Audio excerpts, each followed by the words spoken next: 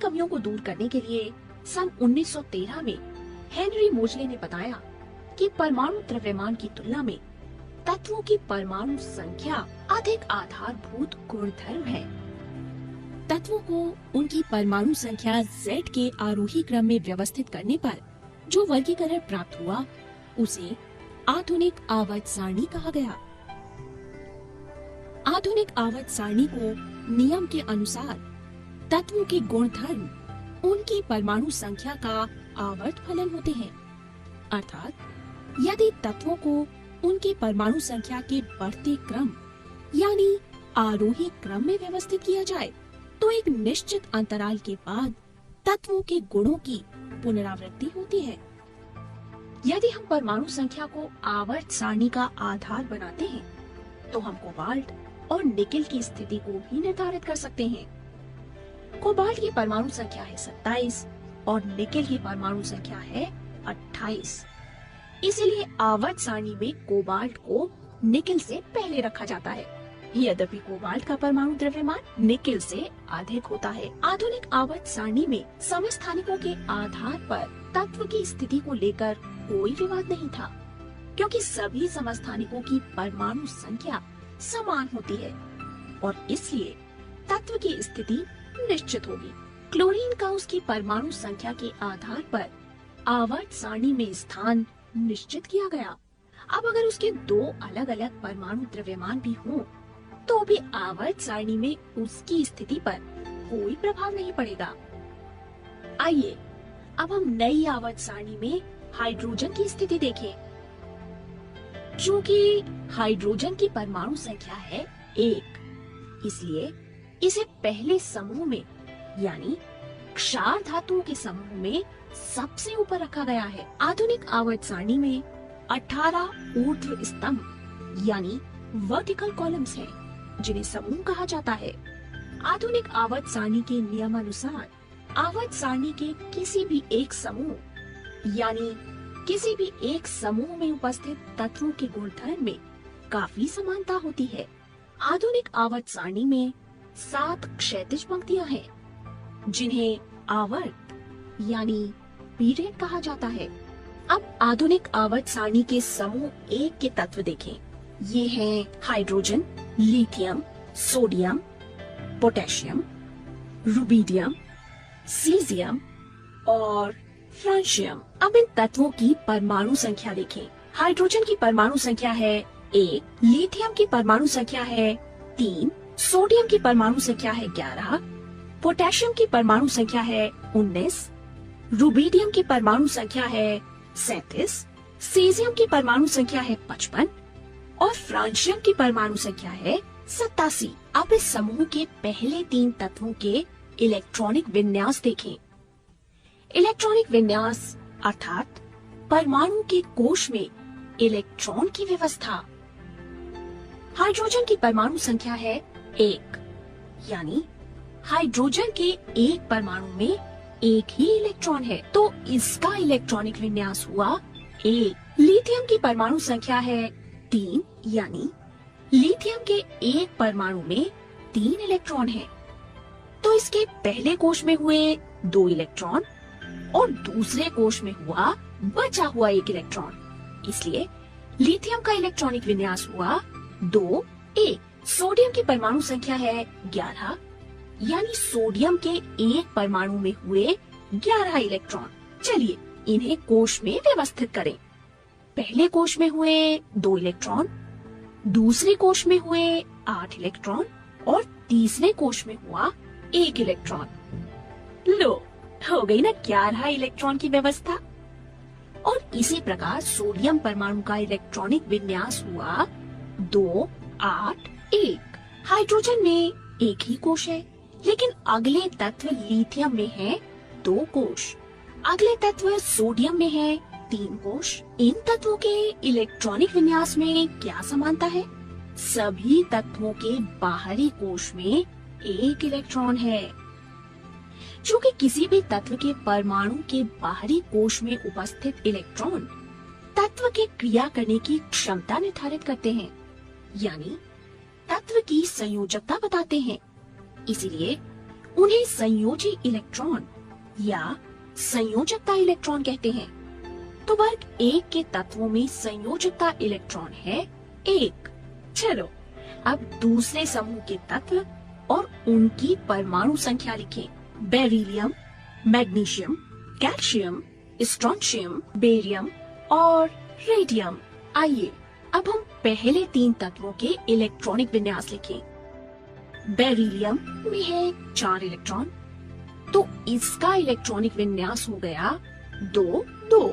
Magnesium में है 12 electron, तो इलेक्ट्रॉनिक विन्यास हुआ 2-8-2।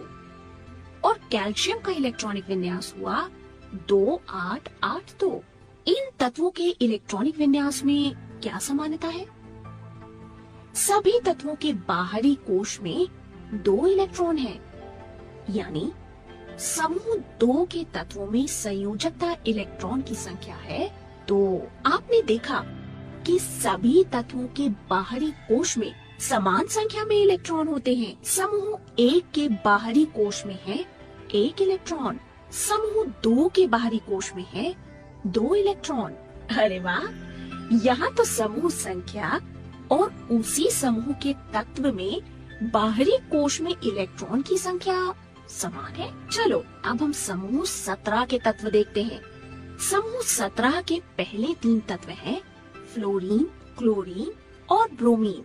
इनकी परमाणु संख्या है फ्लोरीन की 9, क्लोरीन की 17 और ब्रोमीन की 35। इनके इलेक्ट्रॉनिक विन्यास है, फ्लोरीन का इलेक्ट्रॉनिक विन्यास है 2-7, क्लोरीन का इलेक्ट्रॉनिक विन्यास है 2-8-7 और ब्रोमीन का इलेक्ट्रॉनिक विन्यास है 2-8-18 और 7।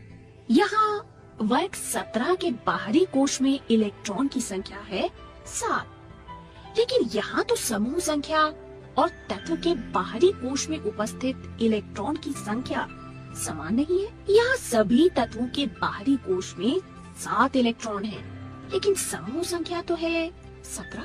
यहाँ संयोजकता इलेक्ट्रॉन की संख्या को हम इस सूत्र के द्वारा निकाल सकते हैं। बाहरी कोश में इलेक्ट्रॉन की संख्या बराबर समूह संख्या घटा 10। 17 घटा 10 यानी 7। तो हमने देखा कि आधुनिक आवर्त सारणी में एक समूह के सभी तत्वों के बाहरी कोश में इलेक्ट्रॉन की संख्या समान होती है। ये या तो समूह संख्या के बराबर होती है या फिर समूह संख्या घटा 10 के बराबर। चलो अब आधुनिक आवर्त सारणी के किसी आवर्त में तत्वों का अध्ययन करते हैं।